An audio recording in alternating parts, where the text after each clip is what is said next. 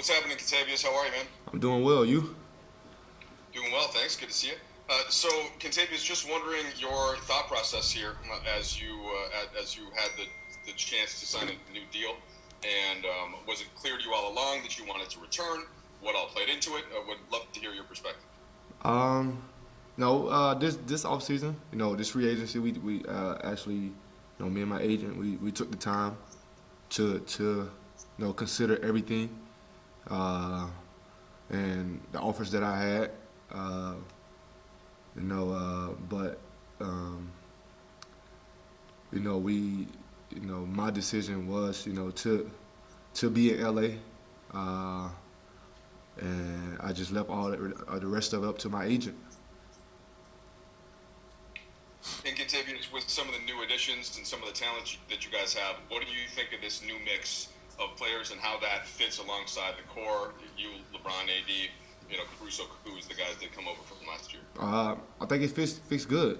I feel like we just the guys like Danny, Dwight, JaVale, thanks to them guys, what they did for this organization, was great.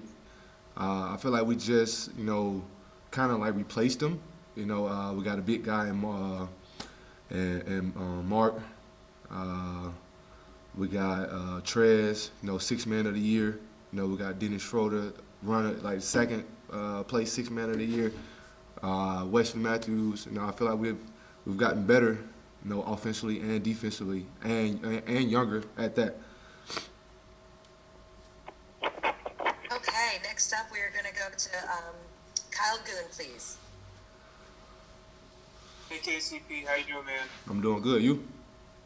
Good, good. I know you were making your own decision and trying to figure out what was best for you, but sort of in the wake of LeBron and AD signing these extensions and deals, keep them as Lakers for a long time. Was that part of what you were hoping by staying in LA, that you could be, with this franchise along with those two guys and compete for championships? Well, no, they're my brothers, but my decision, wasn't, really, uh, you know, uh, based on what they was doing.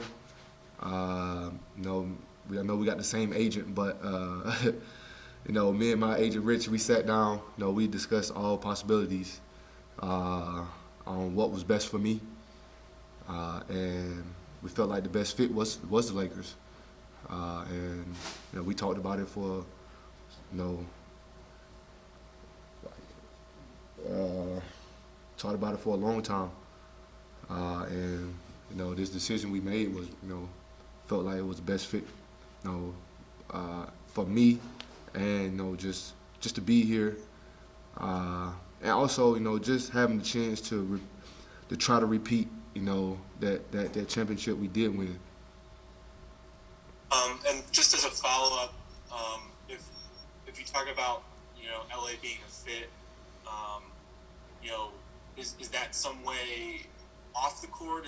What were the other factors besides sort of the Uh, championship?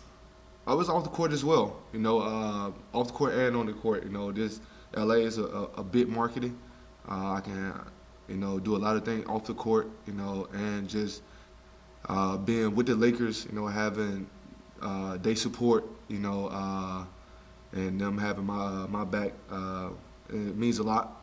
I can do a lot here, just as far as like with my career. There's a lot of opportunities, and it's a lot of opportunities, and I mean, I'm looking forward to just capitalizing on them. Okay, next up we're going to go with Bill Oram, please. Hey, Kentavious. Hey. I'm gonna stick with the theme of your contract. You had signed a series of one-year deals with the Lakers and really like worked with them year after year to make sure you got slotted in the right place and that your deal worked for what they were trying to do in the big picture. I'm curious what it means to you after signing 3 one-year deals. You have young kids. You have family. What did it mean to you to get some security for the first time in quite a while? It means a lot. I'm truly blessed and grateful that the Lakers organization they believed in me. But also I believed in myself. Taking them 1-year deals. This is something me and my agent discussed over and over. Just betting on myself with them 1-year deals, and just this year, just to come out and perform how I perform. Even from the start to the finish. I'm truly blessed, and humbled that they believed in me enough, to give me, a comfortable deal that I haven't had in so long. Okay, next up we will go with Dave McMenamin. Hey, what's up, Kentavious? Hey. You guys, as a team, as a franchise, the Lakers always kind of have a target on their back. LeBron seems to have a target on his back in terms of like opponents getting up for a game against him. But last year, you guys weren't the favorites. This year, you are. Do you feel like that's going to play any part of the season in terms of staying sharper or embracing that challenge where you're going to be the clear team that teams are trying to measure themselves against?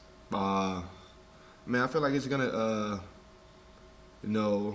it's gonna lock us in, mentally. We do right now. We do have that, that target on our backs.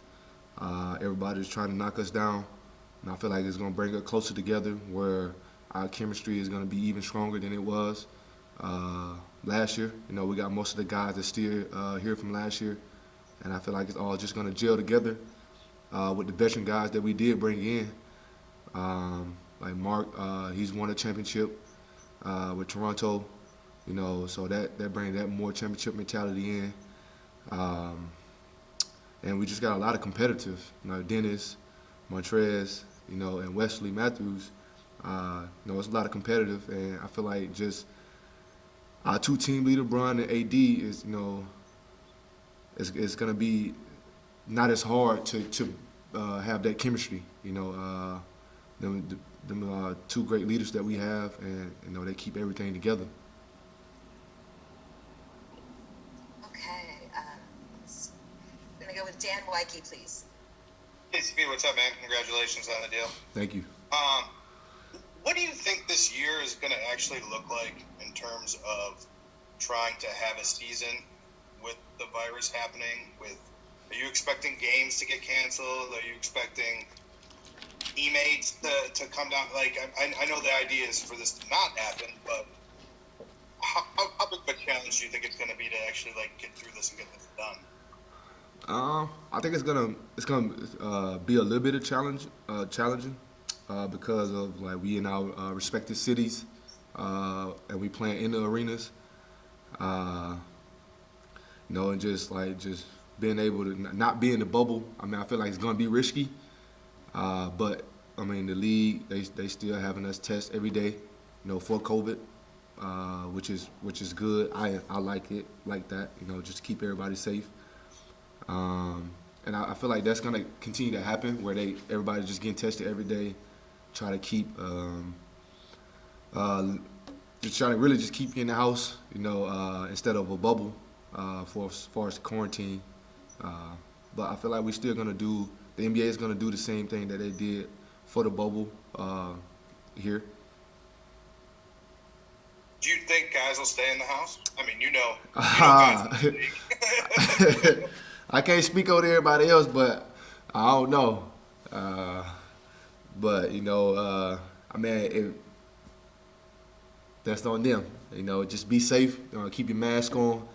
And just try to keep it to a minimum of 2 to 3 people with you. If you're not that, just be by yourself. Okay, thanks. Next up, Ali. Hey, Kentavious, congrats on your deal. Thank you. I know it hasn't been a whole lot of time since winning a championship to now, as you guys gear up to look to repeat. But from your deal aside, for you personally, how would you say winning that title has maybe changed you in any way? If so, is the confidence different? Is the motivation for yourself different? Have you had a chance to kind of reflect on what that really means to you and now moving forward? Not really have a chance to reflect because of trying to start the season back now. So just really trying to lock in. But I mean, I have thought about it. I mean, from the start of my season, how I started out until how I finished. I'm truly blessed, and I'm very confident. That the stuff I did after quarantine in the bubble, the playoffs, that's really me. Just hard nose, just giving it all I got. And it's really built a lot of confidence. As far as not worried about all that outside mess. Keeping my mental, keeping everything straight. Keeping focus on what at the task that I have. That the bubble is really made me really sit down and just really focus. Be mentally ready, not just be ready, just be mentally ready. Next up, Alan Sliwa, please. Hey, Kentavious, just get your thoughts. 3 years with the Lakers, you go from not making the playoffs for a couple years, now obviously a championship, and then as this evolution continues, how do you guys make sure you're not overconfident, or how do you guys make sure, just as a team, that I guess you could say you don't take for granted what you got in front of you, a chance to go back to back? Shit, we have LeBron James. I feel like he's gonna. His mindset and the way he approached the game, is just gonna rub off on everybody else. I know he's coming back ready to compete, especially for that second championship. And he's gonna let us know from jump, what time it is. And as our leader, you gotta respect that. For me, I respect that as a young guy, looking up to him. So that man, LeBron James, I feel like is gonna be as simple as possible. He's gonna make it simple. Just he's our leader. And all we gotta do is just be ready, mentally ready, and just be ready to play.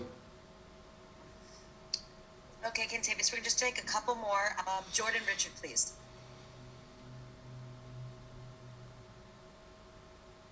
Yo, what's up, KC? How you doing? Good. You've been very vocal about just your upbringing in Georgia. I know you brought the trophy back home. I talked to you about that.